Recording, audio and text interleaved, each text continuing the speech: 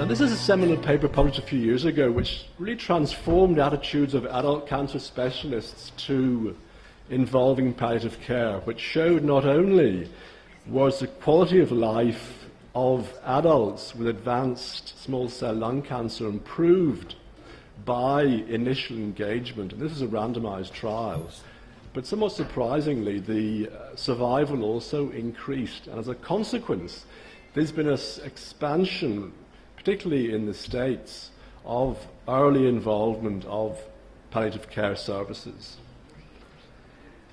For those who aren't familiar with children's cancer, this is just a brief outline showing that about a third are solid tumours, a third are brain tumours, and a third are leukemia lymphomas. And over the last several decades now, the cure rate has improved dramatically, so that currently over 3/4 of children's cancers are now cured with intensive therapy. However, there remain a group of children, summarized in the next slide, where the prognosis remains poor, and those working in this field will be familiar with these groups of patients: advanced neuroblastoma, virtually all metastatic disease, and a number of brain tumours, where the cure rate remains low, and therefore these children will be represented in any practice involving palliative care services. Now, we've already heard some of the definitions in relation to palliative care, and I just focus on the last part of this sentence in terms of early assessment and treatment, covering a range of symptoms.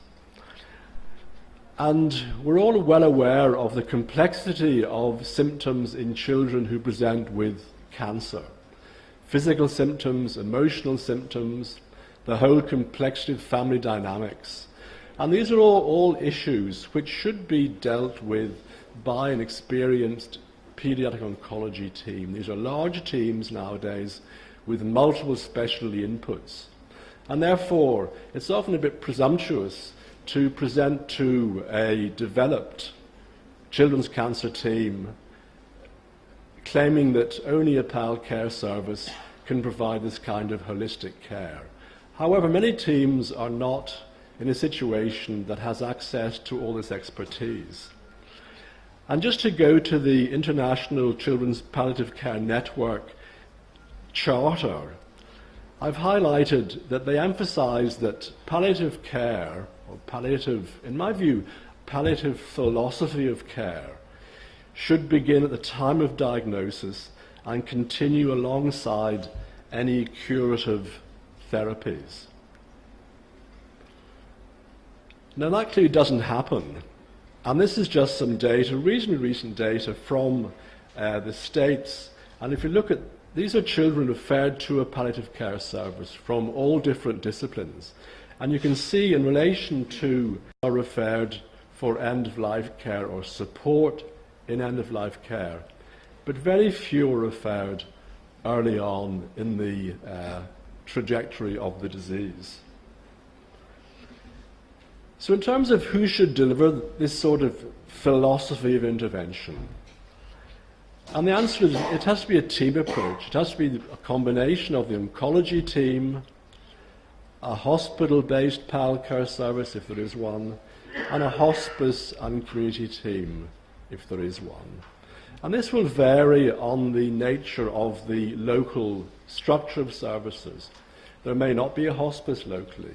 There may be a very small palliative care service. Or there may be quite a developed integrated team. And one of the barriers, there's quite a lot written about barriers in relation to adult cancer, but not quite so much in relation to children's cancer. This is just one study from just a couple of years ago in pediatric practice.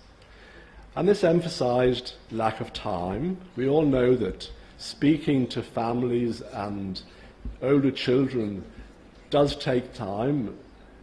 These are complex subjects which have to be dealt with sensitively, and that takes a lot of time. There may be access to support services. Importantly, there's clinician discomfort with palliative care conversations. And this emphasises the need for training. The most important thing, in my view, in terms of spreading the philosophy of paediatric palliative care is educating trainee paediatricians and paediatric nurses and allied health staff early on in their educational career, because that's the only way to familiarise people with the philosophy of paediatric palliative care. There's also misconceptions about the nature of PAL care, that it's not just terminal care, it's not just end-of-life care. Certainly a large proportion of it is, and many would argue maybe the most interesting part of it is end-of-life care, but it stretches well beyond that narrow time frame.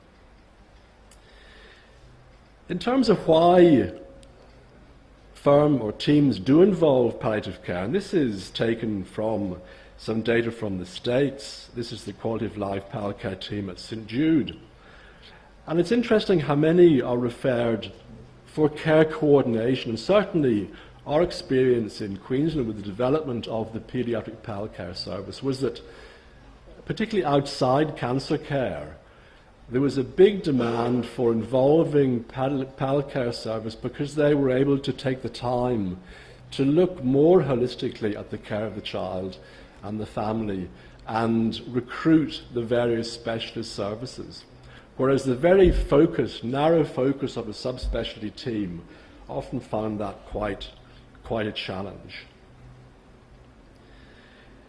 There's also the individual clinician's approach, and I was amused by this little button saying failure is not an option when you're a hematologist. And you could say when you're an oncologist or when you're a pediatric oncologist, the same approach applies. People are reluctant to accept that they're not able to cure everybody, and therefore misconceptions around what palliative care offers is a big barrier. There's some quite interesting published data in adults looking at this difference, and this is from a study from Duke University. And it's quite striking. If you look at, and this is adult, this is hematologists versus oncologists. A third of hematologists would never even consider involving a palliative care physician. And in terms of the other aspects, again, in terms of the number of patients referred, there seems to be a striking difference between hematologists and oncologists. And I think if you took bone marrow transplant specialists in particular, you might find it's even fewer. And again, this study looked at some of the barriers. Emphasis of treatment goals differ. This conception that palliative care specialists are incapable of understanding oncology goals, and oncologists are incapable of understanding PAL care goals, that leads to this chasm between the two. There's a feeling of loss of control. Specialists, particularly in pediatrics, who've spent often years involved with the child and family, are very loath to feel that they're losing control over the care of that child and family. A perception of insufficient knowledge, adverse experiences previously, the fact, again, in hematologists, that these are unique of diseases that people can't understand. And the previous speaker emphasized the need for palliative care to understand the advances in the nature of treatment in adult cancers and children's cancers. So it works both ways. Again, reasons given for not involving, this is adult data. The care is sufficient. Over half the clinicians felt the care was sufficient. No meaningful reason to involve PAL care. Again, time. A lot of emphasis on insufficient time. We've all got time. Surprisingly few actually said the family didn't actually want involvement. I'll come back to this at the end of my talk. The whole issue of what's in a name, and some people say, well, we have to stick rigidly with the term palliative care service. We know what it means, but the public don't know what it means. And I sometimes think that PAL care specialists are a little bit too dogmatic about this need. There are other names used, symptom care team, supportive care team, quality of life service, Again, this is felt to be a sort of cop-out by PAL Care Services, saying we don't want to change the name, it's up to the public to understand us, it's up to the other physicians to understand us. And in fact, I was interested that the term used by the St Jude's team is quality of life service / palliative care. And as I'll show later on, that seems to have been quite successful in engaging other teams. There are some data regarding change of names. This is from, again, American data from the MD Anderson, looking at quite a large series of patients sequentially in terms of referrals. And it was interesting, after a change of name to the term supportive care, many more inpatient referrals were received. It went from 38% to 53%, suggesting that in particular for the specialty services in the hospital, the specialists, they're the ones who are reluctant to engage with something called palliative care. Now that may be a misconception of the specialists about their patients fearing the name, but it's what happens in real life. And so if we wish to engage with these specialists, then we have to think about it. Another study again, looking at the difference. Random sample of doctors. Many more, almost twice, would be prepared to involve a PAL care service with new patients if the supportive care aspect was formed in the title and it was made clear that this was supportive care, but it involved a team that also delivered end-of-life or palliative care.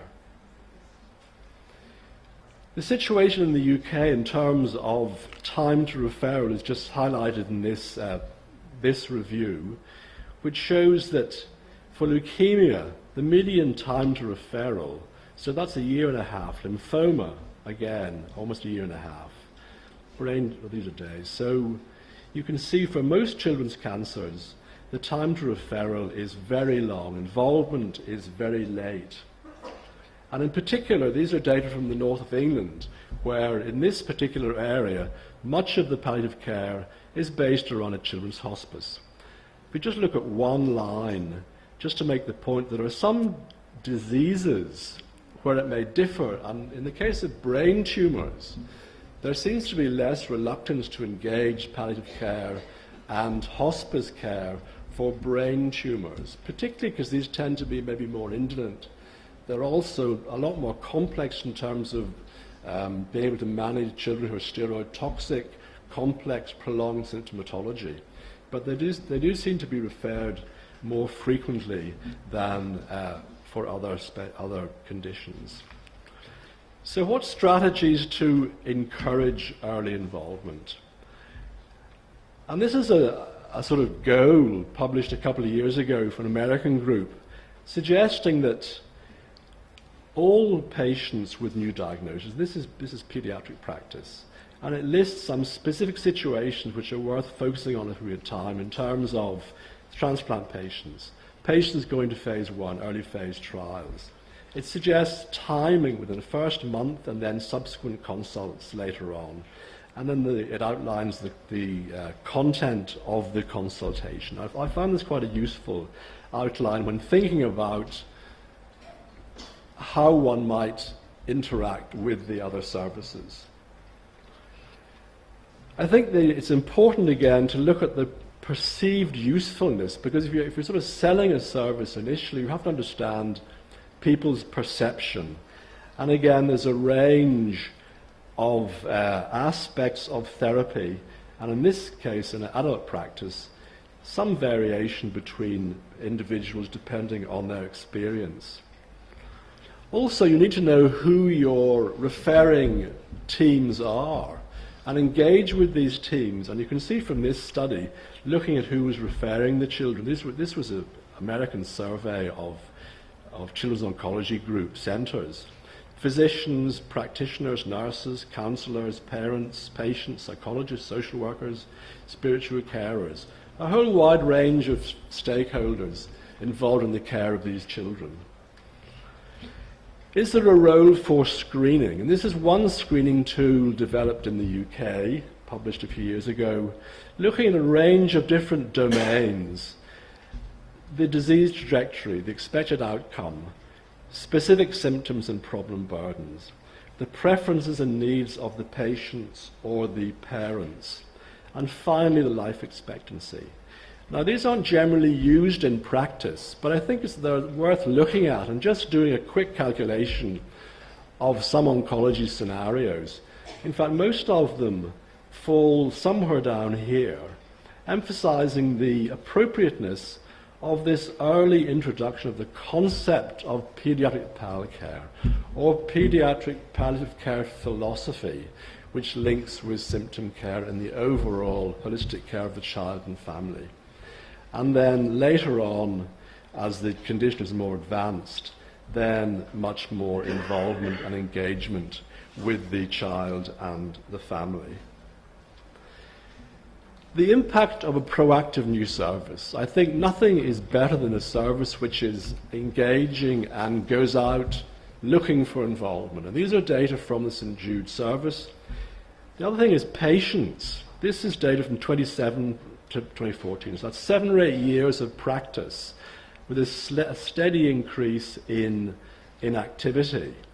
And alongside with this increase in activity, there was a decrease in the time to referral. So this line just shows the percent of patients who were initially referred more than a year after diagnosis. This is in cancer patients, compared with those who were referred within the first month. So a steady increase in these early referrals and a relative decrease in the late referrals, which is what you'd be looking for in this practice.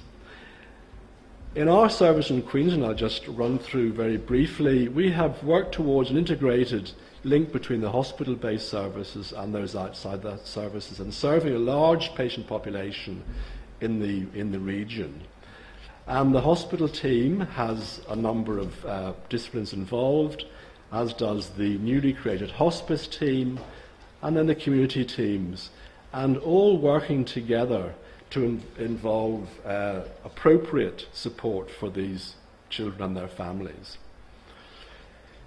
The way that integration is achieved is by every child initially referred to the cancer service is discussed in a number of different fora. The planning team looking at just treatment planning is attended by PALCare members. The psychosocial MDT again has PALCare members there, and the weekly Grand Round Review has PALCare members. So they're aware of all the patients. And then the hospice attends a weekly meeting with the PALCare team. So we're again aware of what patients there are and how we might be able to be involved. And the hospice team has only been in place for the last 12 months in Queensland, Hummingbird House Hospice. Leanne, who's here, was very much involved from the PALCare service in the creation of this facility, which is a new component of this three-pronged approach to children with cancer. These are just some slides showing this recently opened hospice and the sort of facilities we have. So we have the opportunity to offer the families care in hospital, at home, or in a hospice. And this can be for respite care within a few weeks of being diagnosed, if appropriate, or during therapy, or end-of-life care. Where a child dies varies, and it's interesting to look at this is last year data from the UK. There's been an increase in the number of hospital deaths. I'm not quite sure why that is. There's been a sort of steady rise in hospice deaths, which has sort of stabilized. And again, a drop-off of home deaths. Just to end, I mentioned this issue of what the families want. This was a study published just earlier this year in JAMA Oncology, which was asking children and their parents about approaches to PALCare referral early on. And if you look at the child and the parent dyads, very few are actively opposed to early involvement with PALCare teams. Very few felt this had an adverse effect on relationships with oncologists. Very few children, rather more parents were concerned about a loss of hope if the team was involved early on. And virtually none felt this interfered with cancer therapy. And look how many of the children felt, when they understood what PALCare offered in terms of symptom care, how many of them felt it would have been helpful early on in the child's care. So in conclusion, I think we've a long way to go, even in the most developed cancer care services, to provide the sort of ideal link between the services. But I think we're getting there, actually. So